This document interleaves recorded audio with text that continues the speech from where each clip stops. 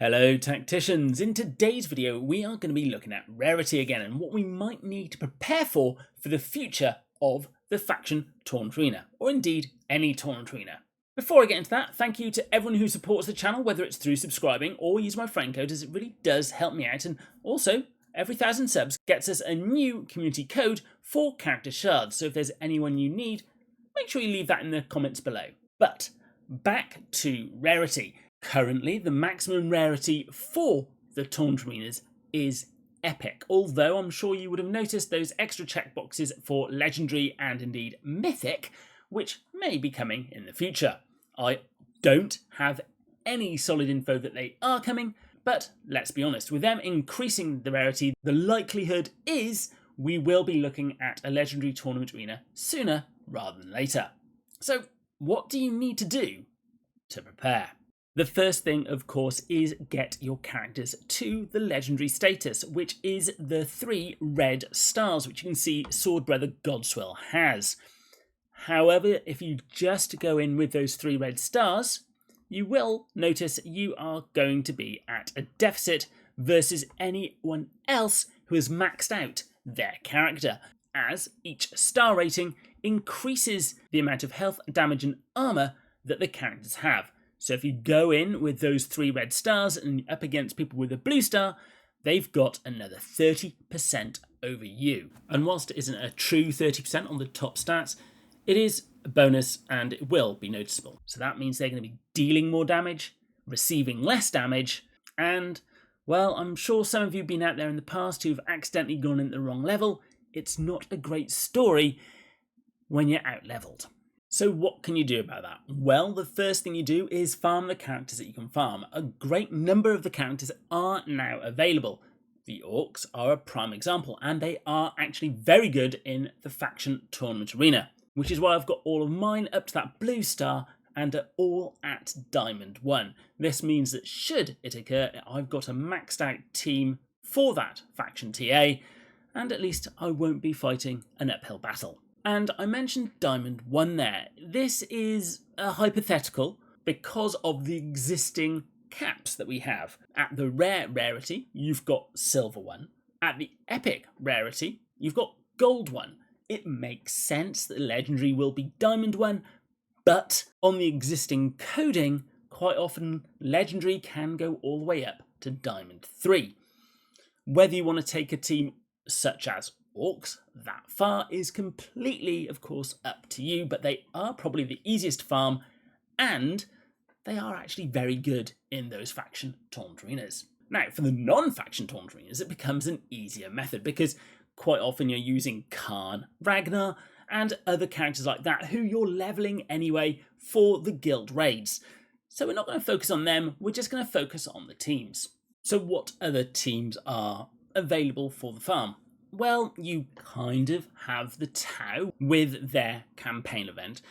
The Eldari are a choice, although not very popular in the faction taunt arena, but as I said, at least they are farmable. As are the Thousand Sons, who are again a decent team. Other popular teams, such as the Blood Angels and Genestealer cults, aren't so easy to get hold of, and well, if you're hoping to take those in at Legendary, I certainly hope you've got many requisitions that you can burn through to try and get them up to that Diamond Star. Now, all is not lost if you are fighting that uphill battle, but please remember, if you are going in at a lower rarity and lower gear than your opponent, you are going to have that disadvantage. So, I honestly hope that if the Legendary TA does come about, there'll be much easier ways to get any character you require, again, such as the Genestealer cults, than there is currently. So now let's actually look at the difference that a maxed out character will have versus lower level characters, and indeed vice versa, that lower level character trying to take on a maxed out character. So here we have Snapareka versus Marneus Calgar. Both have been set to Diamond 1, and unfortunately the UI seems to have a slight bug as it is showing 1 star and Silver 1, where in fact they are the Diamond Star and Diamond 1. And this is kind of like shown in their stats here. But If I was to take Snaparaka and attack Marneus, you can see it's 385 and 411 in combat. If we change back to Marneus, it's 980 versus 1468. So we'll put those numbers to the side, and we're going to reduce Marneus down to 3 red star. He will still be diamond. So Marneus has now been set, so these 3 red stars and diamond 1. If we look at Snaparaka's damage at ranged, 868 and 904, it's more or less just over double what it was before. And it's worthwhile to point out that Marneus' health drops from 5,800 at the blue star to just under 5,000 for 3 red star. So you can see just by increasing that star rating in a character is really important in these TAs. And indeed Guild Wars or wherever else you use the characters, to be honest. Now, on the flip side, Marneus' damage has been reduced, but not as much. And this is probably down to the fact that he's not going to get through all of Snaparaka's armor, 1662, with his attack. And therefore, it's using the 40% minimum damage. So because we're not getting through the armor, his damage hasn't actually been reduced that much. But for those who were above the armor before and then possibly go below the armor because of that reduction in stats, there will be a bigger difference. And this isn't just for a supposed legendary tournament arena. This is for anywhere where you're going in PvP. You need to realise that you need to max out your stats to make it more of an even playing field, or if their stats aren't maximum, going with yours at max and you've got the advantage. And purely for completeness, I set Snaparaka to be 3 red star, and Marneus is now back to his diamond star. If we look, Snaparaka's damage has dropped, and even in combat it's now terrible.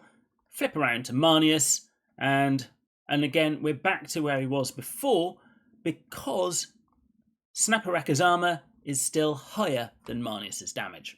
So really what you're doing when you're increasing your star rating is making sure you put out as much damage as possible, although it doesn't necessarily mean you receive less damage, but of course, because you're a higher star rating, you will have more health to deal with whatever damage they give to you. So the big question is this uplift in rarity going to happen in TA? And I imagine the answer is it will be. Will it be anytime soon? I really don't know. But be sure that as soon as they let us know, we'll be letting you know, and hopefully that'll be more than 2 days in advance before the next TA.